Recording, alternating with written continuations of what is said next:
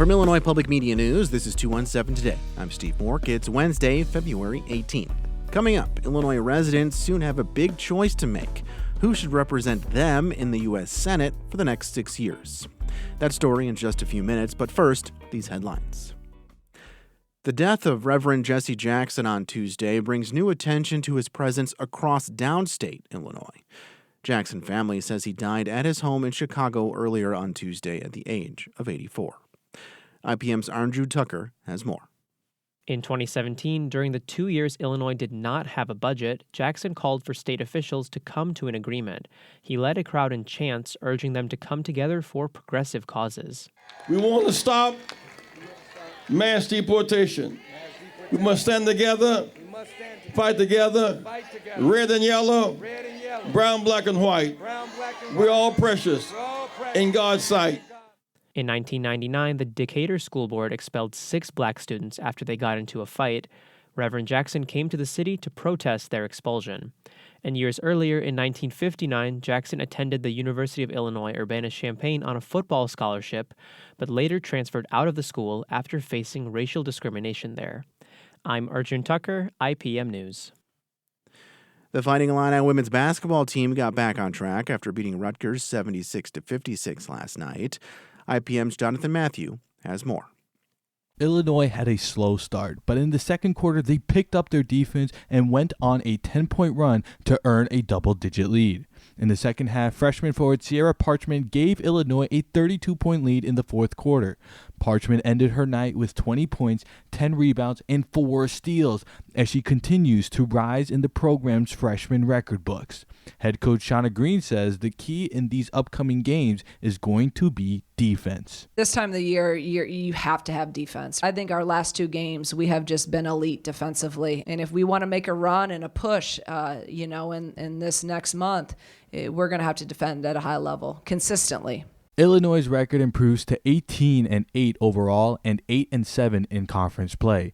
The women's team will travel up north to take on Northwestern this Sunday at 2 p.m. I'm Jonathan Matthew, IPM News. And the Illinois men's team travels to California this week to take on the USC Trojans tonight at 9. Illinois Governor J.B. Pritzker is unveiling his 8th state budget plan today, and one of his proposals is to ban so-called junk fees. Mawa Iqbal reports. The proposal piggybacks off the Biden administration's efforts to fight hidden surprise fees customers face when buying certain things.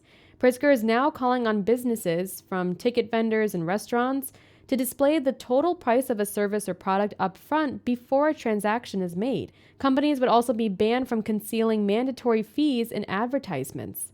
The governor's office, in a statement obtained by WBEZ, says this added layer of transparency will, quote, create a better consumer experience.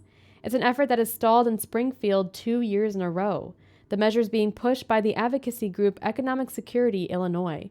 I'm Mawa Iqbal.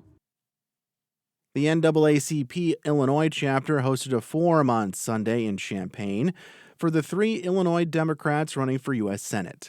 The forum was moderated by IPM's Reginald Hardwick. IPM Student Newsroom's Cooper O'Kelly reports. The forum took place at Love Corner Church. Over 100 people gathered to hear from Robin Kelly, Raja Krishnamurthy, and Juliana Stratton. Each candidate was asked to share one approach they would take to defend democracy and protect the Constitution. Robin Kelly says she'd focus on supporting Democratic state attorneys general as they challenge policies set by the current administration. We need to work with the AGs, and a shout out to the Democratic AGs. I don't think people realize they have won 80% of the suing that they've done. I need to do everything we can do to pump them up and assist them in any way that we can. Raja Krishnamurthy, on the other hand, says he would focus on protecting elections.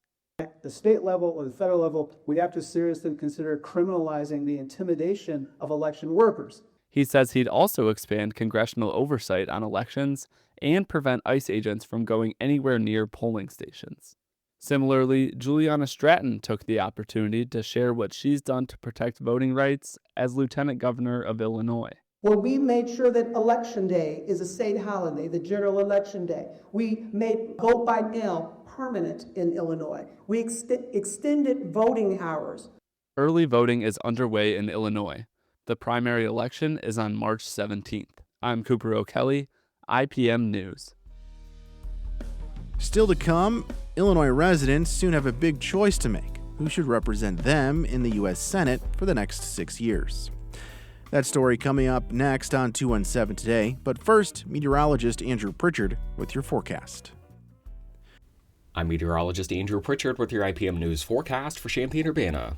Your forecast for today: partly cloudy, breezy, and warmer with a high of 68 degrees and a southwest wind 10 to 20 miles per hour. Tonight, mostly cloudy with a low of 45 degrees, southwest wind 5 to 10 miles per hour. Tomorrow, partly cloudy with a chance of showers and thunderstorms and high of 65 degrees, southeast wind 5 to 15 miles per hour. Tomorrow night, partly cloudy with low of 35 degrees, southwest wind 10 to 20 miles per hour. And for Friday, mostly sunny, breezy, and cooler with a high of 45 degrees, with the west wind 15 to 25 miles per hour. Next time on the 21st show, Governor J.B. Pritzker is delivering his State of the State address and outlining his plans for Illinois' taxes and spending. That includes how to deal with a projected $2.2 billion budget gap and repeated attempts at steep funding cuts from Washington. I'm Brian Mackey. We'll preview the State of the State next time on the 21st show. Join us at 11 a.m. on AM 580 and 6 p.m. on FM 90.9. You're listening to 217 Today. I'm Steve Mork.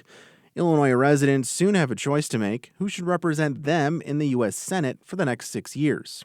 And because Illinois is such a heavily blue state, all eyes are on the Democratic primary in the race to replace longtime retiring U.S. Senator Dick Durbin.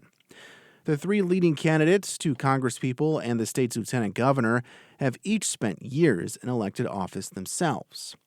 WBEZ's Mawa Iqbal and Mariah Woelfel have more on who they are and what they're promising. Mawa starts us off. It's debate night at the University of Chicago's International House, the first time all three candidates shared a debate stage. They're all wearing blue and shuffling through pages of notes before the program gets underway. And once it does, it becomes clear that these three opponents all share a common enemy: The chaos of Donald Trump. Under Donald Trump. Stand up to Donald Trump. It's a crowded Democratic primary field in the race to replace Durbin as the party grapples with how to respond to Trump. And each of the three leading candidates say their upbringing and background makes them the best person for the job. Congressman Raja Krishnamurthy was born in India and moved to America, where his family relied on food stamps and public housing before his dad landed a stable job in Peoria, Illinois. And they made it into the middle class. And pretty much every night at the dinner table, my father would say, think of the greatness of this country.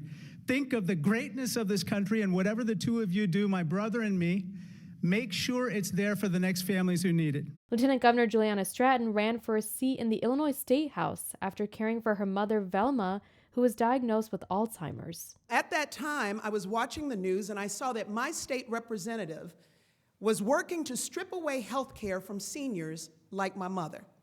And I got angry and yelled at the television, somebody should run against him. And I didn't know it was me, but it turned out it was me. Congresswoman Robin Kelly says she got her strong work ethic from her parents. I'm the daughter of a postal worker and a grocer. I'm a mom, and I'm a dedicated public servant. And I'm running for U.S. Senate to make your life better and make your life more affordable. These Democrats all share similar policy blueprints. Kelly and Stratton both want to expand Medicare, while Krishnamurthy and Kelly seek to lower child care costs, a policy Stratton is also behind. But there are some nuanced differences between them. Here's Mariah. Take, for instance, these candidates' stance on federal immigration enforcement agencies. Kelly is pushing a resolution to impeach Homeland Security head Kristi Noem.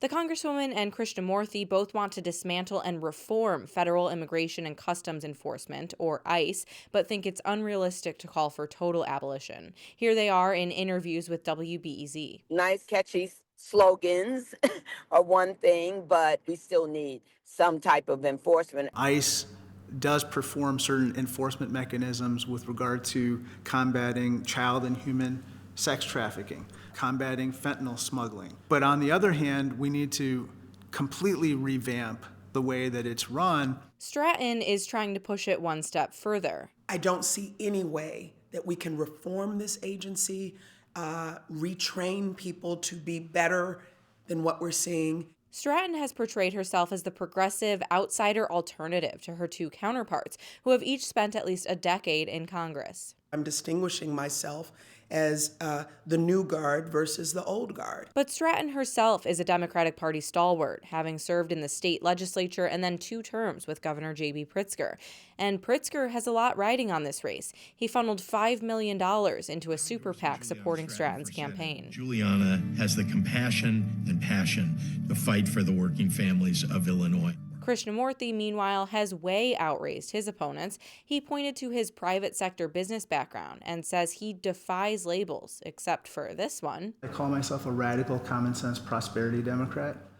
We have to return to our DNA as the party of economic opportunity. Kelly calls herself a workhorse, not a show horse. I think I have formed really good relationships.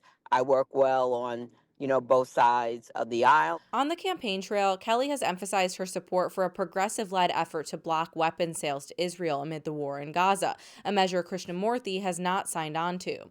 And Kelly recently differentiated herself on the debate stage by becoming the only candidate to say she agrees with human rights organizations that accuse Israel of committing genocide in Gaza. It's a cause that Senator Durbin has recently been vocal about, being the first U.S. senator to call for a ceasefire in Gaza after the 2023 attack by Hamas. Durbin says looking at the field, all 3 candidates are well qualified, but he doesn't plan to endorse anyone. But I look at this and think these 3 nominees have the wherewithal to get their own message out and a background, a good story to tell about their public service. So let the voters make the final decision. Durbin is the number 2 Democrat in the Senate. He's occupied his seat for nearly 30 years. His predecessor, Democrat Paul Simon, had, like Stratton, previously served as lieutenant governor in the 60s. The last time a U.S. Senate seat was wide open in Illinois was in 2011, when Republican Mark Kirk narrowly beat then State Treasurer Alexi Giannoulias, a Democrat. Candidates to replace Durbin say they appreciate his commitment to constituent services and want to carry on that legacy, but they're also pitching voters on what they'd change. Stratton says she won't give an inch to Trump, like not supporting Democratic Minority Leader Chuck Schumer, who some voters say is too tepid. Krishnamurthy says he'll invest more in emerging technologies, like AI and quantum computing, while Kelly says she'll continue advocating for issues affecting Black women and girls, such as maternal mortality. But ultimately, Durbin has some advice for whoever his successor becomes. Be prepared to legislate in a dark period of the country, when even the truth is up for debate. I don't know where the president, Donald Trump, is going with his historic revisionism, but it clearly is part of his agenda. He wants to rewrite American history the way he wants it remembered, instead of following the facts. There are 7 other Democrats in the primary, including Steve Botsford Jr., who had about $130,000 in his political fund at the end of 2025. None of the others have anything close to that cash on hand, and none are or have been office holders. Whoever wins this Democratic primary race will face the winner of the 6-way Republican primary in November. I'm Mariah Woelfel. I'm Mawa Iqbal.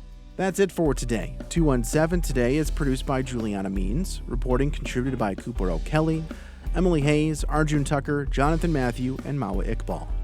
Music by the Kilbourne Alley Blues Band. Reginald Hardwick is our news director. I'm Steve Mork. 217 Today is a production of Illinois Public Media. Thanks for listening, stay safe, and we'll talk again tomorrow.